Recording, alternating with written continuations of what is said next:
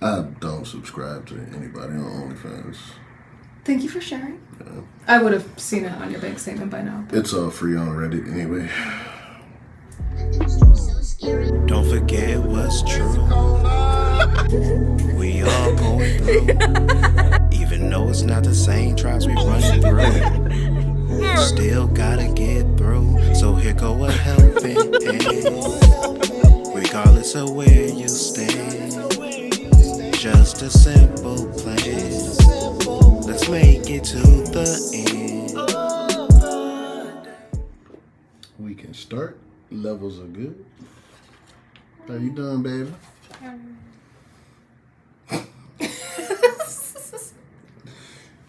I'm tired as all hell. You tired as a why? What's going on? You know, I think it's just because, I don't think. We got home kind of late. It was past my bedtime. And then... We got home at 8:30. No, we didn't. We got home at 9:30. My bedtime is 8. Of the two of us, which one is older? Mm-hmm. But Granny gotta be asleep. I need my beauty rest. Well, you are quite beautiful, I must say. Yeah, gotta keep it up. So what you saying? That's why I'm not good looking? Yeah. You look at this camera's on. Swear to God.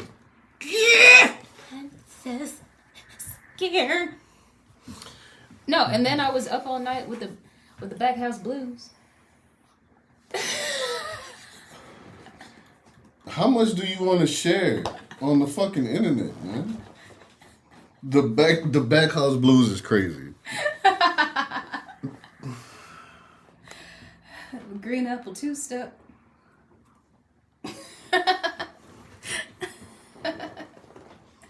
What? You never heard of the green apple two-step? Am I making the reaction like I've heard of the green apple two-step? Yeah. What the fuck does that mean? The BGs. I regret doing this. Okay, so you had... We got home a little bit later. That was a decision on you. Yeah, and I'm glad it was the right decision. Because how many cars did we see slide into the freaking interstate wall? All right, we live in outside of Phoenix. We live in this nice ghetto called Gilbert, Arizona. It's real hood out here. And when it rains anywhere below, like, I would say Flagstaff in Arizona, people just wild the fuck out. Like, it could be the most minimalistic rain. A mist. And people will slip and slide all over they just don't know what they're doing. So I drive a truck, Soulll drives a little sedan, and she hopped in the sedan. We started driving. She's like, nah, we need the big truck. So I'm riding passenger princess, ow. She rolling the big truck. So she doubled back, and that's what got us later than usual. Yeah. I'm glad I listened to my gut. Because like I said, we saw 3 cars slide into the intersection wall. The dogs want to come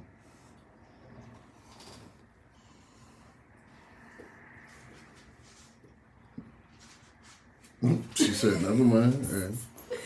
Yeah, we saw like 4 or 5 accidents. And it's not even that, like, I know how to drive in rain. I know how to drive on slick roads, being from Michigan. But I just had a feeling that other people weren't going to be as cautious. And even that same exit that I initially got off on, when we circled back in the truck, we saw a car slide into the intersection wall. Mm-hmm. That exact same exit. So it's like we missed it by maybe 10 minutes. Do you think stuff like that is a coincidence, or are you being protected by a higher power?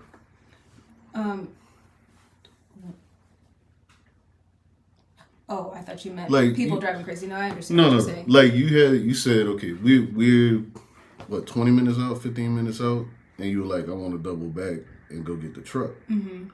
Then when we came back the same route, right where you got off was an accident. Yeah. When that happens, people are like, oh, that was God, the spirit, whatever, told me do you think there was a higher power, or you think you just instinct?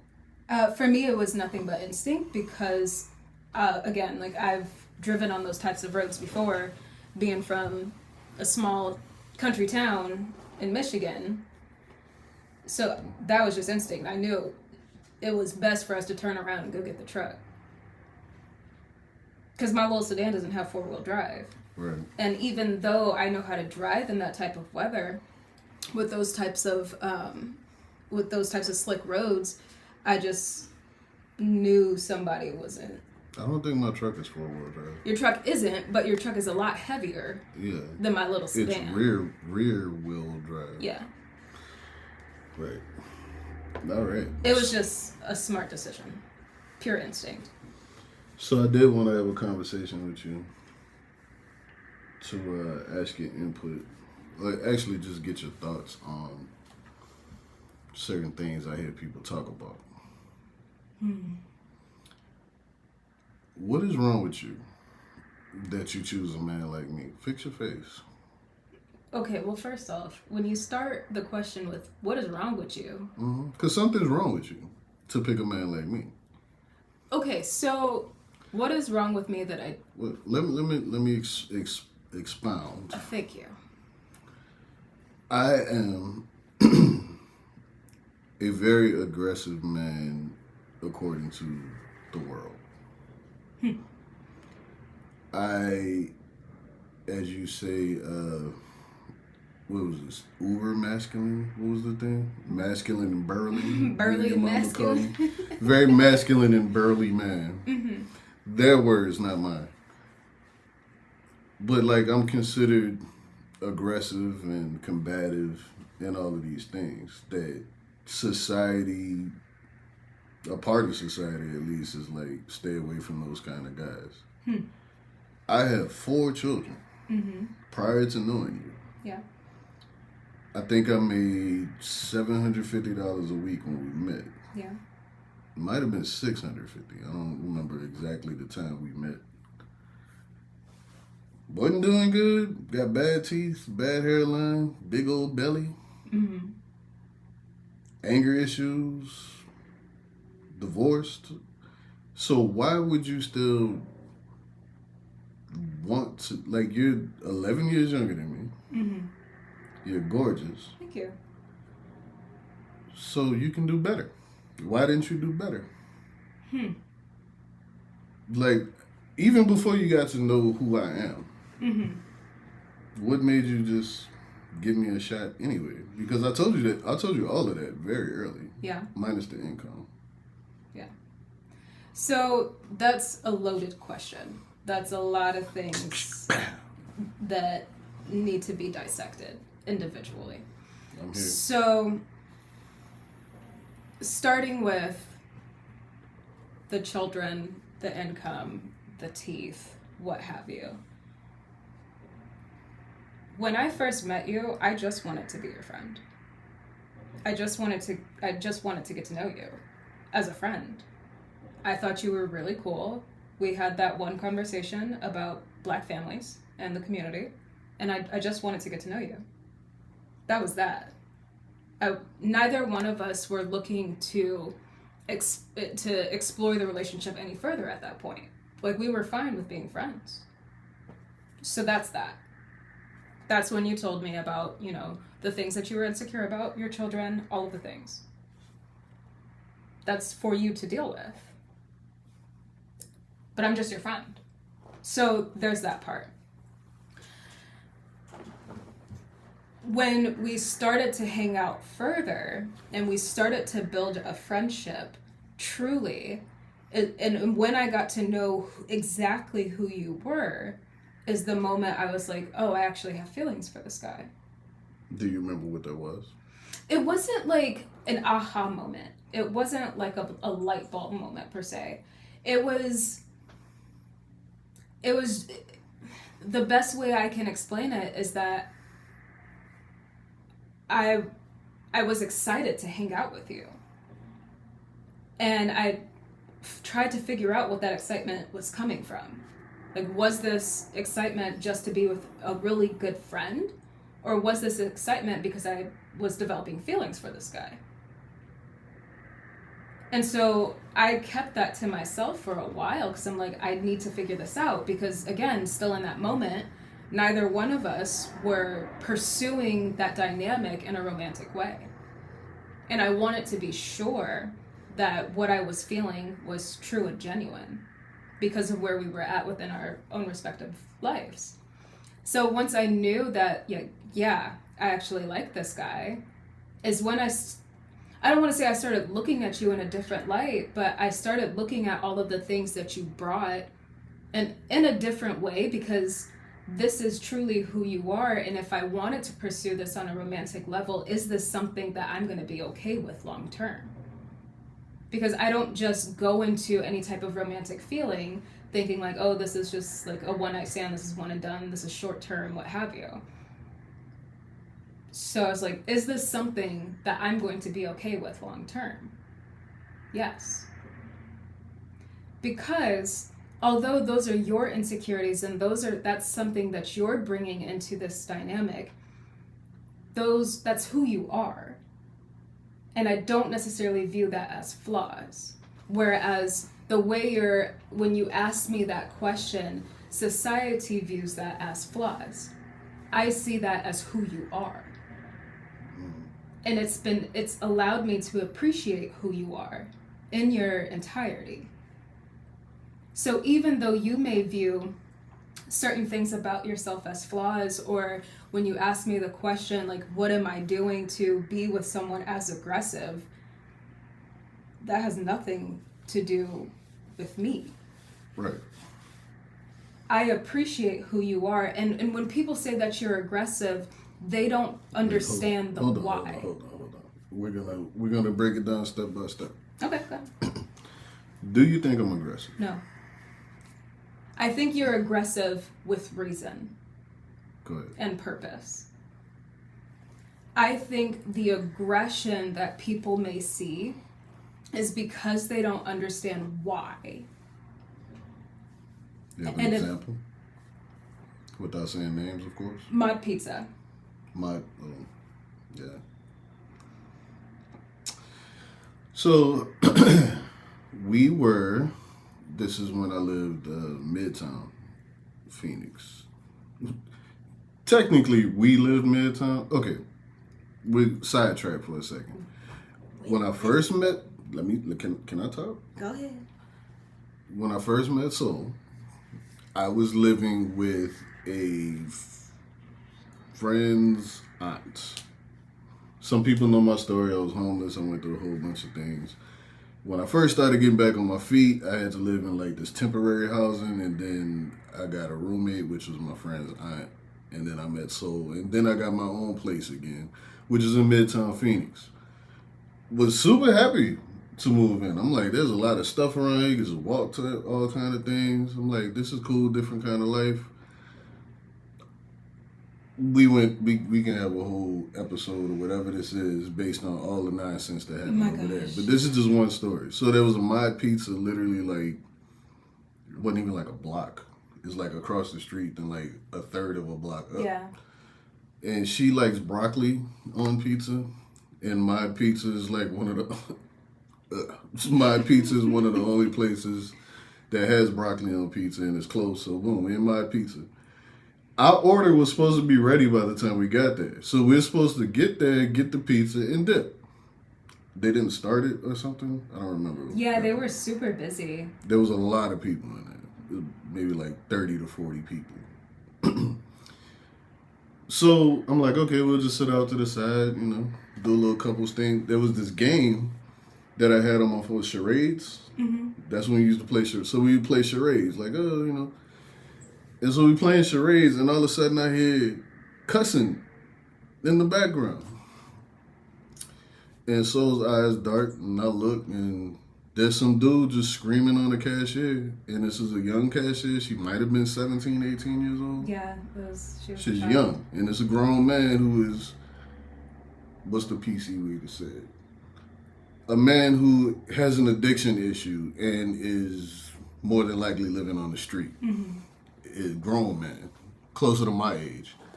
is going off on this girl. So I see that all of these men ain't doing anything. And I say, hold on. I stand up, I confront him, I back him out of the door. He comes back in. And I see that he got somebody else with him. And I'm confronting him, getting him out of the door. The dude who's with him goes under his shirt like this. I am a licensed, a licensed to carry individual, and I exercise that right. You go to pull, I pull first. Now he has a pistol in his face, and my famous quote that I'm known for. What? What? And I'm over there sitting in the back corner, because I'm like, it's fine. He's just going to get him out the door. Everything's going to be fine. And then I hear that what? And I was like, oh, shit, here we go. So I get up, because I also am licensed to carry, and one thing I will never do is put you or have you in a situation by yourself. I will always have your six. Always. So I got the gun in the dude's face because the guy, he stepped in front of the guy that I actually pointed the gun at. Because the dude went under his shirt, they leave, they run up the street. I don't remember if people cheered or applauded, but it was like a bunch of people was like, oh, that was awesome, thank you, like all that kind of stuff. And we got the pizza and walked up the street. So that's what you're saying, in a situation like that, people would view me as aggressive. yeah. But how do you view that? I don't want to say I view it as heroic. I view it as though you were doing your civil duty. Because that one interaction with that guy, barking in that young lady's face could have caused an entire chain reaction to where it could have hurt more than just that one person. Mm. So while some people who may have been spectators in that situation, sure, they could have called you aggressive, because why are you pulling a firearm on somebody in an establishment? But if you weren't there to see exactly what happened and how that led up to you having to pull your firearm legally, I can understand why people may call you aggressive. So that's what I said, like, people don't understand the why, and that it takes you a minute to get to that level of aggression. So there's always a why. And it's easier when people have seen that level of aggression from you, it's easier to just paint you as like, yeah, he's just a super aggressive guy who's ready to fight and whoop-de-whoop, and that's just not the case. So why do you think people will view that as bad? I think people view it as bad because they don't understand how aggression can be good. For instance, the mod pizza. Mm. You stepping in between that young lady, she was a child. Yeah. You stepping in between that young lady and the guy that had the addiction and what have you, who was being the aggressor, that's why.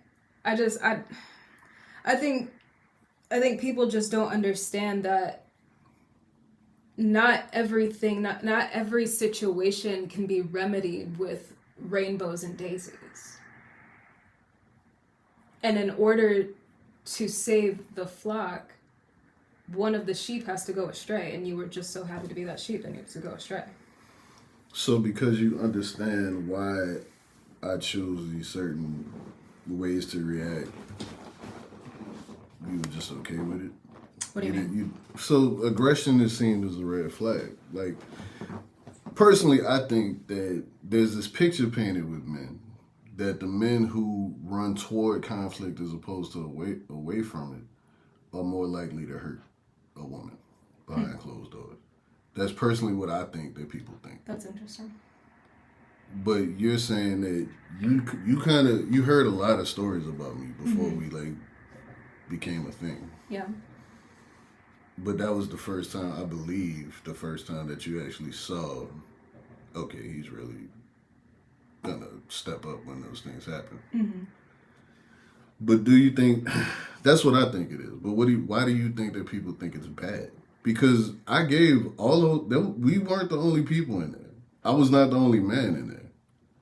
And I got irritated because I'm like, really? None of y'all are gonna step up to sin? I had to walk to them It didn't happen in front of me. You know what I mean?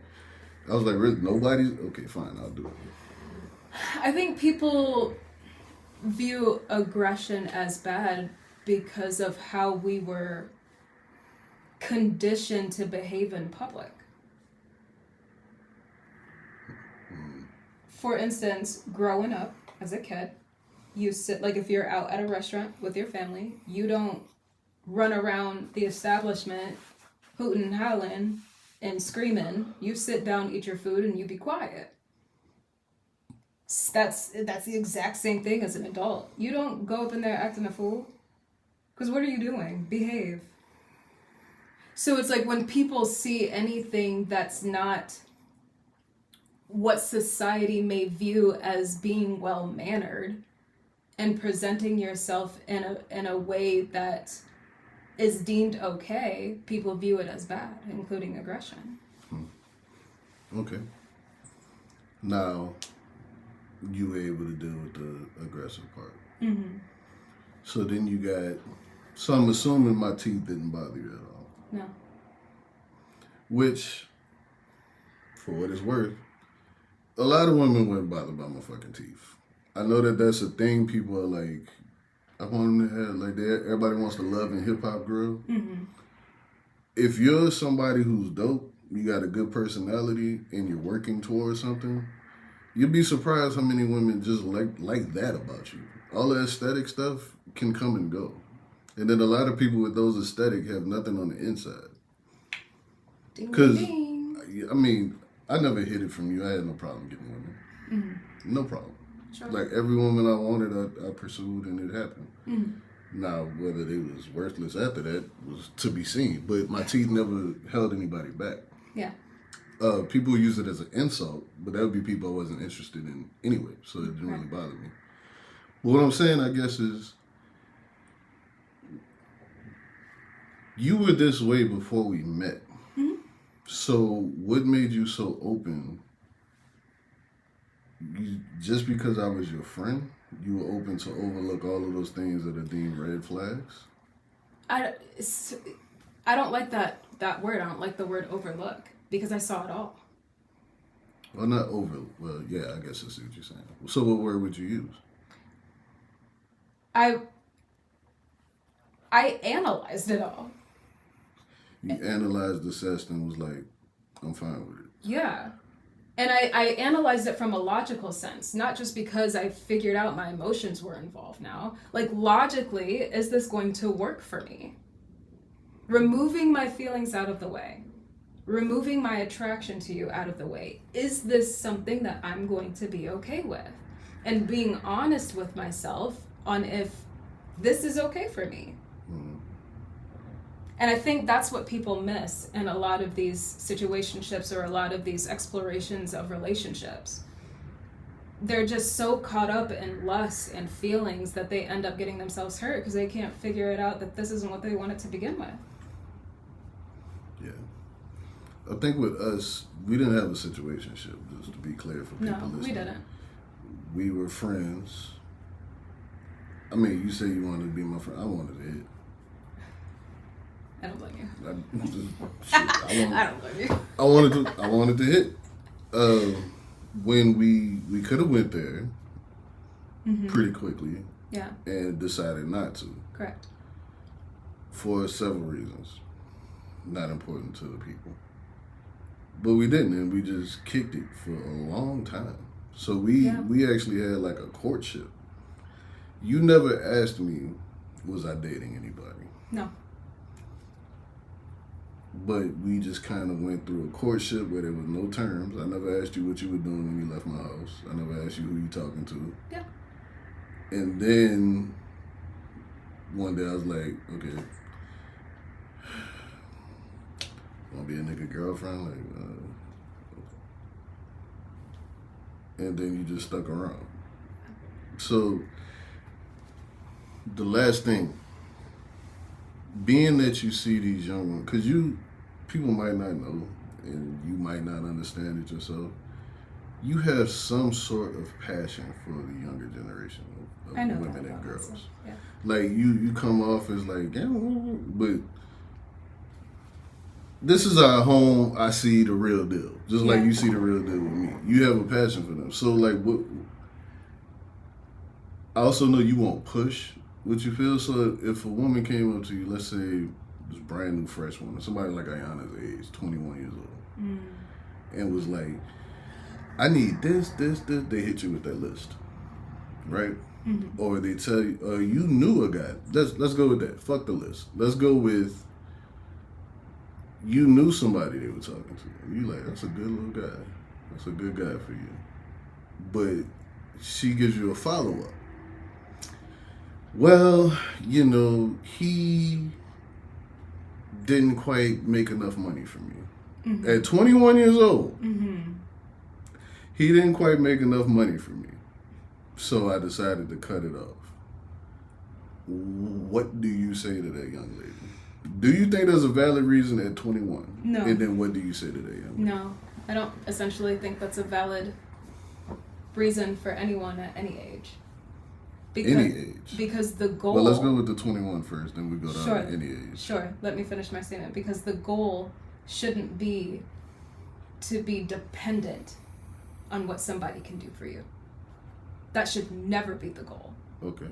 I don't depend on you for anything. Well, yeah, you make more money than me.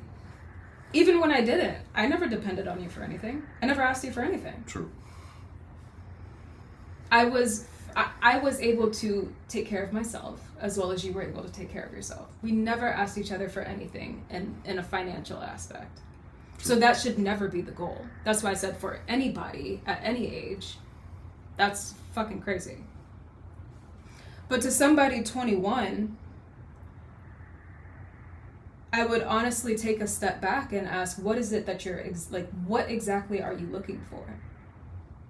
Morals, ethics, integrity, accountability. Do they love themselves? How are they in their relationships with their family? That's what you need to be looking for at 21. At 21, you barely got a pot to piss in and a window to throw it out. If you got it. You're still wet behind the ear. Yeah. So all of that's going to come at some point in time in life. But at 21, you should be figuring out who it is that you are and what it is that you want. And if the only thing that you're focusing on is what somebody can do for you, you will never find what it is that you're truly looking for. So that's what I would say to somebody that's 21. Yeah, I feel you on it. The reason I asked you is because also those women that age, they're not listening to me. No, they're not listening to me either. There's a few of them. There's a few of them that kind of, you can tell they may have had, you got to stop shaking. I'm sorry. That was an accident. There's a few of them that have, you can tell they had like a certain relationship with an older man, like an uncle or father. And I can tell when they talk to me, they're like, really, I really want to know. You know what I mean? But most, they're not listening to me. Because what I would say is, you're both 21 years old. And everything about who he is great. And you're physically attracted to him, all of the things. His income is where you had an issue. So I would ask, what does he do? Mm-hmm. Like, is he working 16 hours a week or is he working 40? Because that says something. That's more toward work ethic.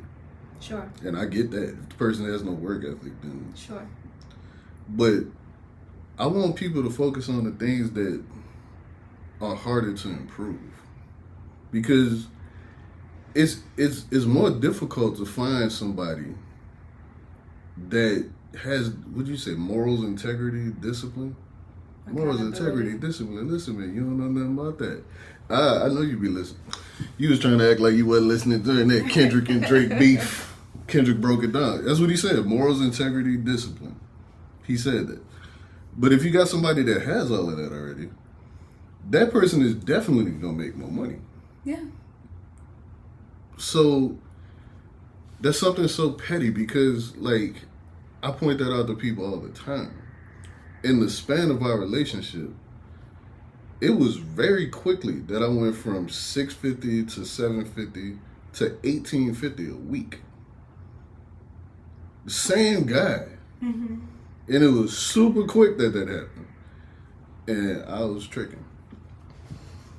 I was tricking. You hear me? I was, babe, what you want? I ain't even looking at the balance. So I'm just swiping shit for no reason. Half the shit, then half my shit. She'd be like, "You want that?" Forget it. Come on. I bought you that 22. You shot it once. I bought all kind of. I think I spent like $6,000 for Christmas. Yeah. I was going crazy, but my point is saying you liked me, same exact person. You know what I mean?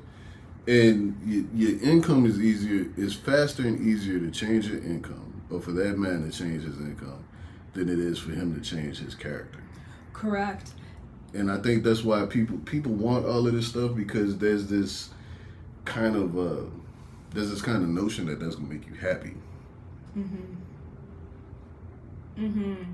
I know a lot of people that are balling. I'm talking about balling. You hear me? You got people that are balling, ain't lacking for anything financial. They are miserable. But I think too, some people can't work on it. Like some people at 21, that's just who they are. That's it. They don't have work ethic. They don't have integrity. They don't have, like, that's who they are because of whatever it is that happened to them in their life. They have figured out that this is just who I am, and they're okay with it. But if you would have taken that time to see that person for who they are instead of what it is that they can do for you from a financial aspect, you would have seen that this person wasn't right for you. Mm-hmm. I think that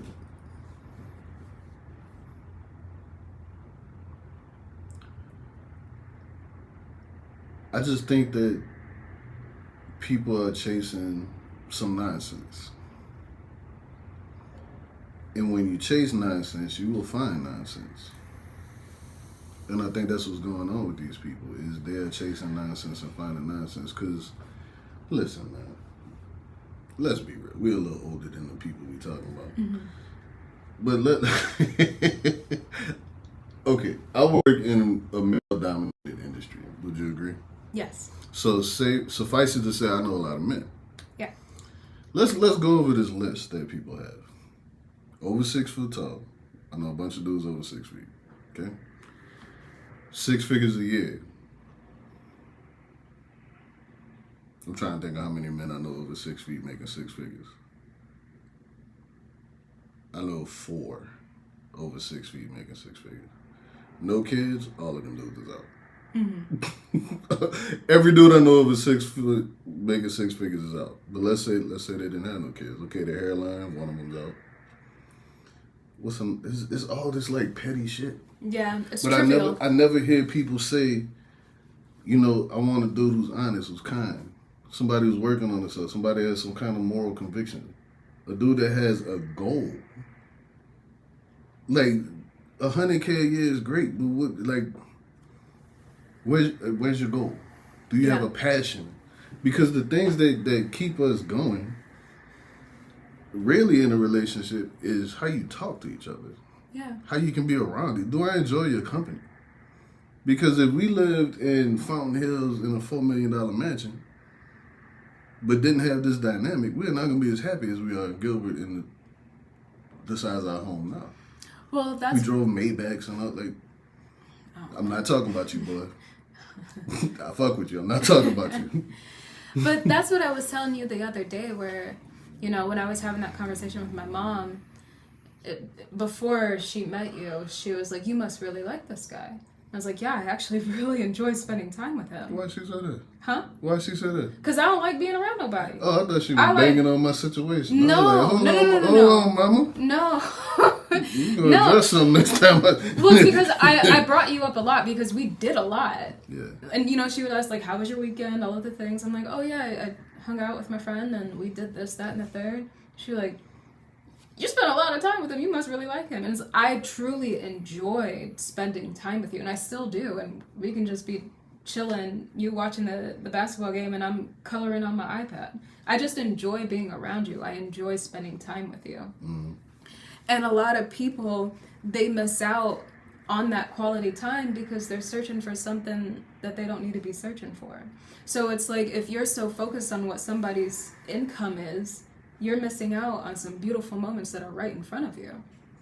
You're missing out on an opportunity to actually see if this person is good for you. Right. Because just because a person may make 6 figures, they're over 6 feet, they have a 6-pack, a full hairline, a whoop-de-whoop, they could beat your ass the next day. Yeah. And now look at you. Or constantly cheat on you or leave you and you got nothing on. Because I think that's what a lot of women don't realize is you see these heavy divorce settlements with these big guys. You see the lawsuits, the heavy divorce settlements, and you're like, well, if it don't work out, I'm going to have this. But there are, look, I got a good friend of mine. He lives in, I believe that is the most affluent area of Arizona. I believe so. Probably. Mike Tyson got a house up there. Oh, I didn't know that. Yeah. That's cool. Mike Tyson got a house up there. Like, a lot of people got a house in this area. It's a friend of mine. I spent almost every day with this dude and his people for about a year. And get to know some of the people that lived around him. And I could see who was happy and who wasn't with the person they were with. Mm-hmm. There was these little groups of women that would all meet up and they would jog and they were rail thin. And I'd hear their conversations as they go by because I was a bodyguard. So I could hear conversations as they go by. Hey, Piggy, you come to say hi? The dog walked in. I could hear the conversations with them. And I'm like, that sounds like the most miserable life. Because they're like, if I just lose 5 more pounds, then John is going to be... I'm like, John is probably out there knocking down a secretary or something. Just lonely and bitter. And then I also heard one day, and this is the conversation that really had me feeling bad, is one of them said, it's in our prenup that I get nothing. And I haven't worked for 15 years. What am I going to do? So this woman is walking up and down these hills, killing her body. I'm talking rail thin. You're thin, but rail thin, sickly looking. To try to get the favor from her husband out of fear that she's gonna have nothing if she trapped herself. Mm-hmm. She's trapped. So like a lot of times when you seek just the material, just the riches, just the income, you might find yourself in one of them situations that is way worse than just a regular apartment in the suburb. Yeah. Apartment in the hood. Everywhere in the hood ain't bad. You know what I mean? But just doing the best you can and happy. I would rather do the best I can and happy in the ghetto than miserable in the most exclusive neighborhood. 100%. And the people's failure to look for the good in people, I feel is why all of these youngsters, not all, but a lot of these youngsters are unhappy. Well, but I can't even say youngsters. There's people my age doing that nonsense. It's like you 45, man. You better get somebody before you die. You about to die. But I think, too, it's the way social media is marketing life right now. Specifically targeting young women, where it's this, you're supposed to be in your soft girl era, is the common term that I'm hearing right now. Yeah. It's like, people hear that and think, oh, I'm supposed to be a stay-at-home mom, a stay-at-home wife, a stay-at-home girlfriend, or what have you. And it's like, that's not even what that means. Hi, Peggy. Peggy out the door. But yeah, it's... Because it's like... So what is the soft girl era? You said that's not what soft girl era means? No. Soft girl era is what I'm in right now. I'm comfortable. I'm floating within my career, within my relationship, within my family, within my friend circle, within my genuine life. Although I hit a rough patch and I'm going through therapy right now, I am still very much so soft. Mm-hmm.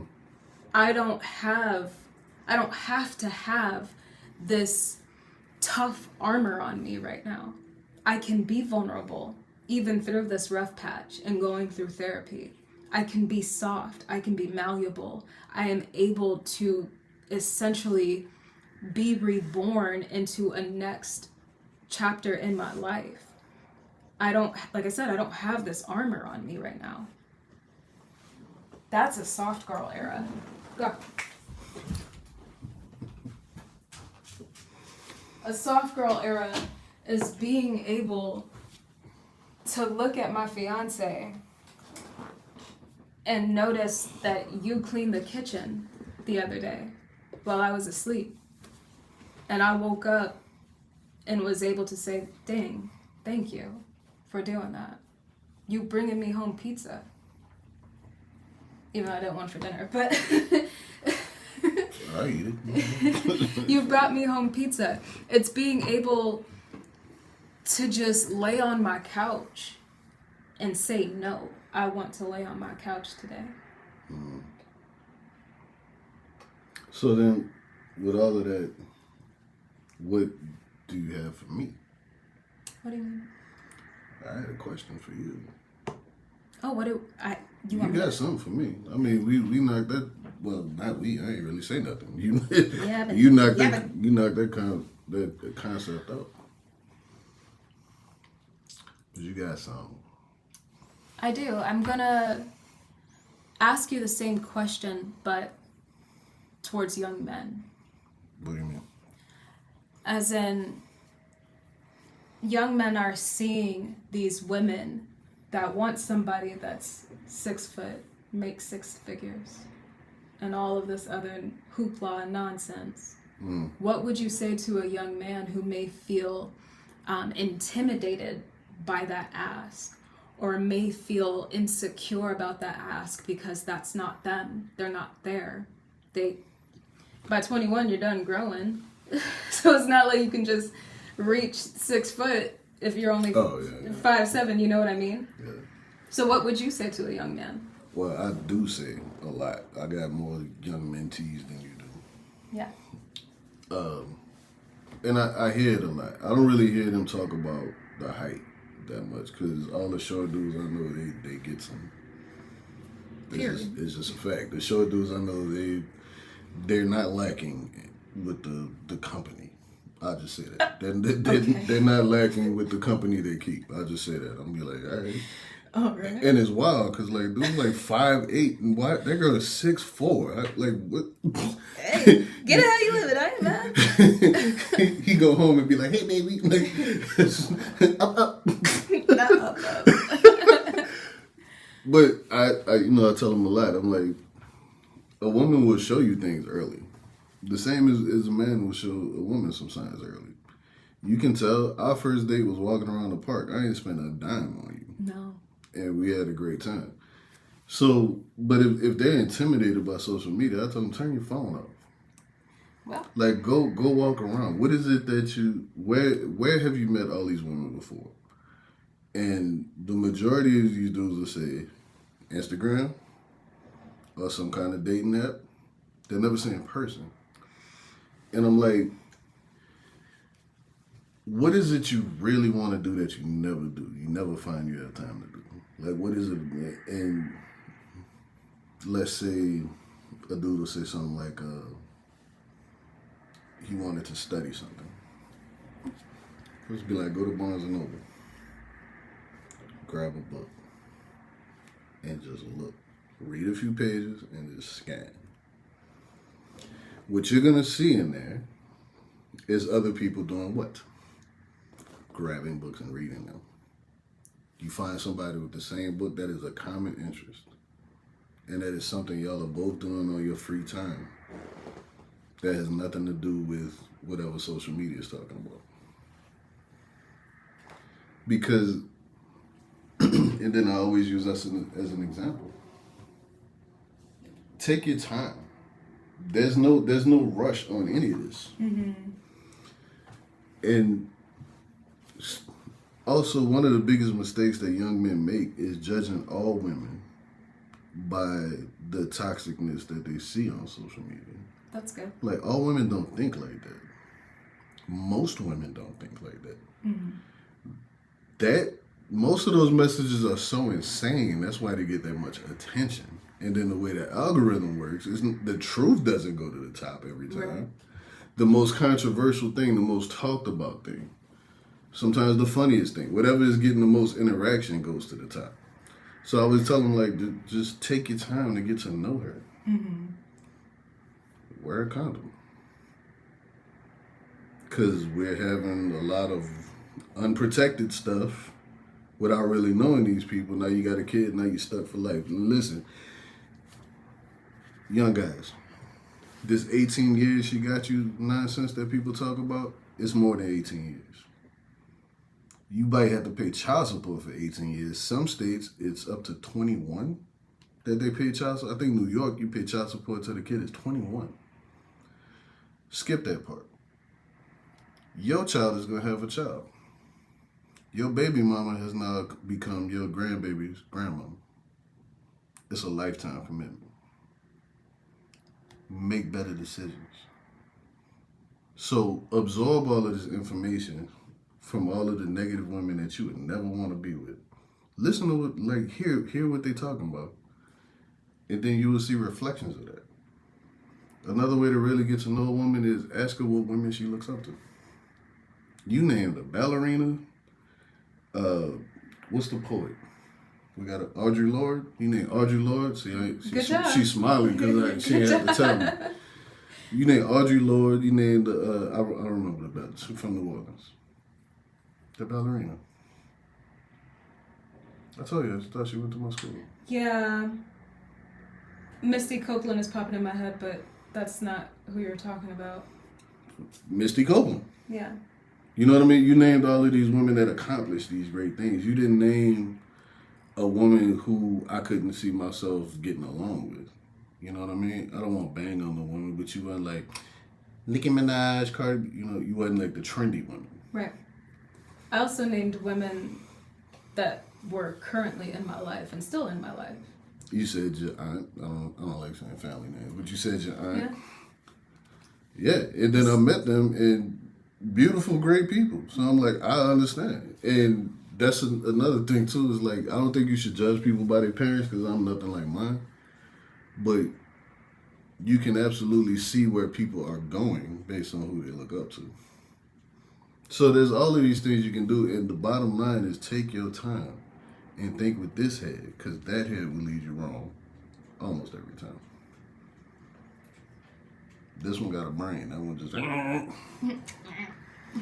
Y'all know how, like, I don't think women understand how tough it is to walk around with one of these things.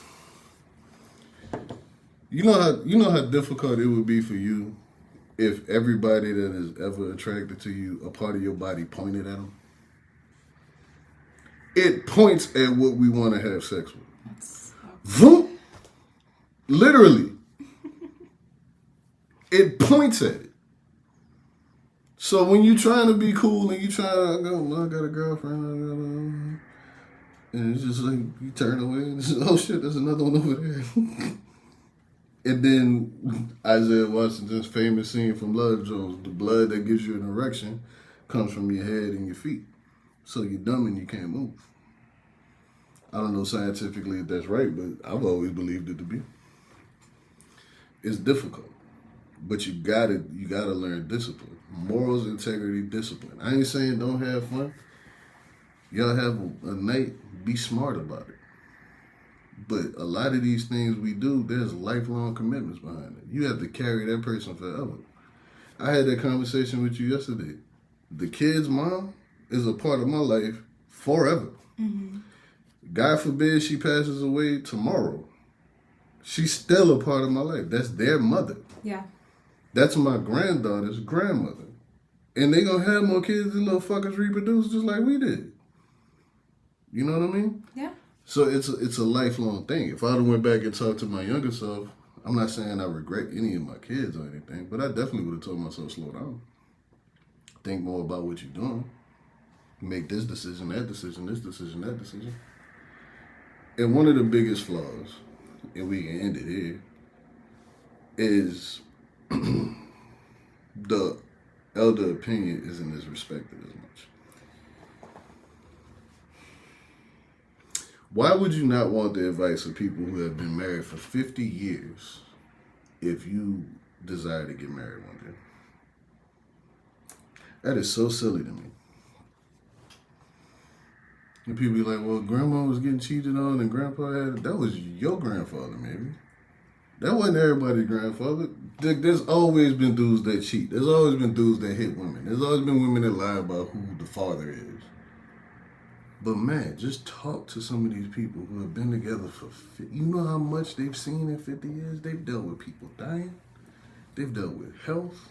And they stuck together. Y'all can't stick together through a pay gap. A shift in pay. What? I had the reaction that I had because that is something that has been troubling me for years. That the opinion and the wisdom of elders is no longer respected or sought out after. Even at my age, I still seek wisdom from my elders, from my aunt, from my uncle, from my mother, my grandmother before she passed. About an array of topics, from finances to credit to love and marriage and everything else in between and what all encompasses life. And I could not imagine wanting something or aspiring to have something that they achieved and say, fuck your opinion, I don't care. That's absurd to me. It's absolutely absurd. They have seen more life than I have even gotten to. They have experienced so much more that some of it I hope I don't have to experience.